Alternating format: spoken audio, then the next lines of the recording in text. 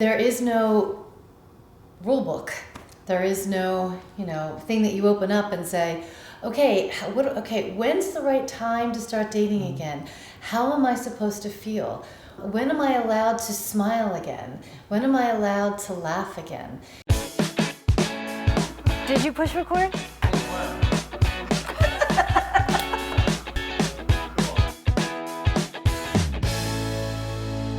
And thanks so much for tuning in to Our Second Act with Paige and Silka. For your second act of life. Here we are.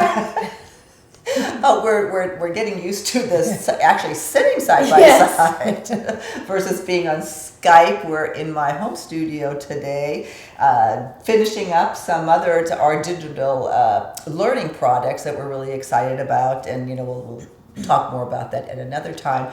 But again, continuing on with our emotional health series and addressing some of the many comments and questions that we've received from viewers on this topic. One of which is, hey, you guys talk a lot about dating after 50 and started finding love again, et cetera, et cetera. And we've, focusing on divorce and that sort of thing. But what about if you lost your significant other? Yeah. Meaning it died, somebody passed, transitioned. And that's a whole other topic, giving yourself permission to go out there again. Paige, how is that different, and how do you advise somebody? Well, let me just say that this is not a cookie cutter. This is not a one size fits all. So if you happen to be watching our show and you've had the unfortunate thing of your loved one dying, first of all, I feel for you so deeply. It's one of the hardest things to go through. And there is no rule book. There is no, thing that you open up and say, okay, when's the right time to start dating again? How am I supposed to feel? When will the grief end? When am I allowed to smile again? When am I allowed to laugh again?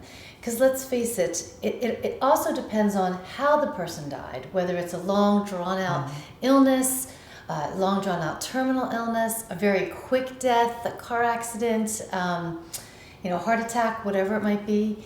It makes a difference as to how the grief hits you as well. So just know that there is not one way to grieve, and there is not one way to decide to step back into life and date again. So I guess the biggest thing that I can say is you have to make sure that you honor your grief. You have to make sure that you give yourself and allow yourself the time to grieve. And I would also highly recommend working with somebody, who works with grief to help you get through the very complex emotions that go with grief. Because if you don't, and I've seen this a lot, if you jump right into dating because you don't want to be in the depth of grief, grief follows you like gum on a shoe. It will not leave you. And if you're trying to date, it's not going to be a real authentic kind of thing because you're running from the pain. And maybe you run from the pain in the beginning and you're dating in the beginning, and then you take a step back and say, wait a minute, I can't do this. I really do have to feel the pain, because running will only last so far. Yeah. Well, and there's another part to that I've actually observed in several friends of mine recently. And as we all know, this happens more and more the older we get now. Is really, what will others think? Mm-hmm. What will my friends and to where there is guilt associated with starting to date again. What would you advise on that? That's why it's so important to work with someone, a professional, through grief, because there are going to be times, especially if you have adult children, when do I bring the person that I'm dating into meeting my adult children? My gosh, if my adult children find out that I'm dating, how will they feel? My gosh, our group, our community that always used to hang out together, and my significant other's not there, how are they going to be with someone else coming in? What are the comments going to be like? It comes down to being within your truth. That's why it's so important to work with somebody and really have your knowing as to when you're ready to date.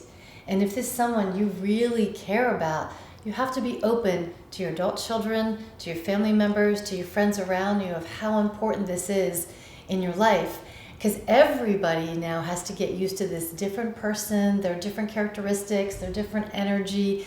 They're just different. They're not who you were with before. And that takes change, and that takes time, and that's a big transition. But you have to be okay with allowing yourself to speak up about something that feels uncomfortable, or if others are, giving comments to you that aren't really loving and kind. Especially, you will get people giving you comments that have never experienced what you've gone through.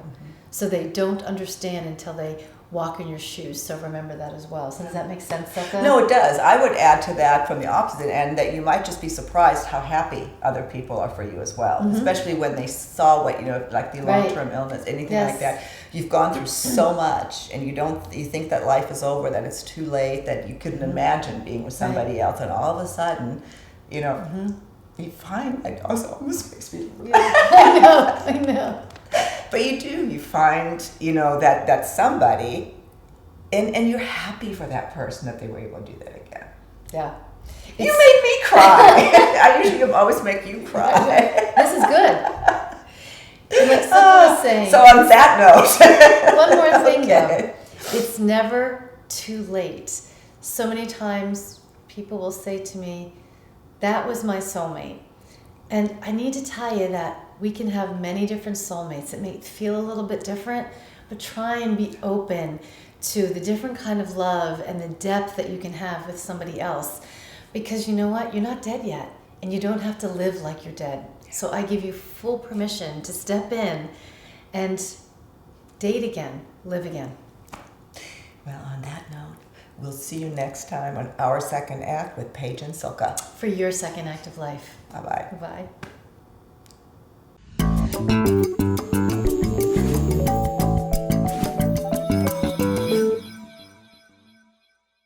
Glad you were able to join us today. I hope you found this information helpful. If there's other topics that you'd like to see us cover in the future, please drop us a line. Go to our website, secondact.tv. There's a suggestion box in the upper right-hand corner. We'd love to hear from you and see what your thoughts are. See you next time. Bye-bye.